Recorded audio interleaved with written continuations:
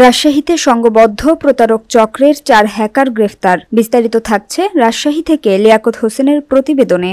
রাজশাহী বাঘা উপজেলার গড়গড়ি ইউনিয়নের আশরাফপুর গ্রামে 9 অক্টোবর বিকাশ ও ইমো প্রতারক চক্রের 4 জন হ্যাকারকে গ্রেপ্তার করেছে রাজশাহী জেলা পুলিশের সম্মিলিত একটি টিম।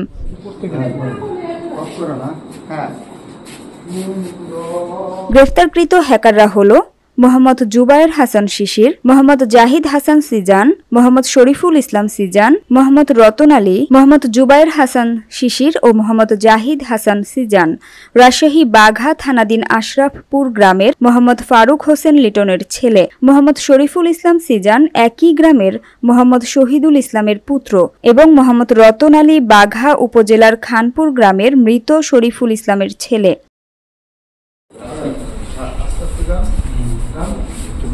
পুলিশ সূত্রে জানা যায় 8 অক্টোবর দিবাগত রাত 1টা হতে সকাল 6টা পর্যন্ত কয়েকটি টিম অভিযান পরিচালনা করে এ বিকাশ ও ইমো হ্যাকার চক্রের 4 জন সদস্যকে গ্রেপ্তার করা হয়। গ্রেপ্তারকৃত হ্যাকারদের হেফাজত হতে নগদ 1,48,825 টাকা, 11টি বিভিন্ন কোম্পানির মোবাইল সেট, 16টি সিম কার্ড ও 6টি ইয়াবা ট্যাবলেট সহ উদ্ধার করা হয়। জেলার বাঘা থানা ও নাটোর জেলার লালপুর থানা এলাকায় বিকাশ ও ইমো প্রতারক চক্র দীর্ঘদিন ধরে দেশের বিভিন্ন প্রান্তের মানুষকে প্রতারিত করে টাকা হাতিয়ে নিচ্ছিল।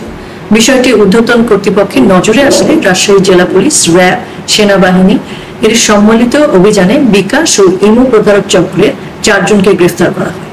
রাজশাহী রেঞ্জ ডিআইজি স্যারের নির্দেশে অতিরিক্ত ডিআইজি অফিসারের তদারকিতে আমার নেতৃত্বে গতকাল রাত 12টা থেকে আজকে সকাল 6টা পর্যন্ত কয়েকটি টিম অভিযান পরিচালনা করে।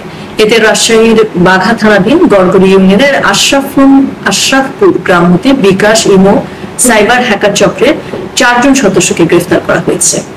গ্রেফতারকৃত হ্যাকারদের নাম যথাক্রমে জুবায়ের হাসান শিশির, জাহিদ হাসান সিজান, মোহাম্মদ শরীফুল ইসলাম সিজান ও রতন আলী। এদের সকলেরই বয়স 20 থেকে 34 বছরের মধ্যে।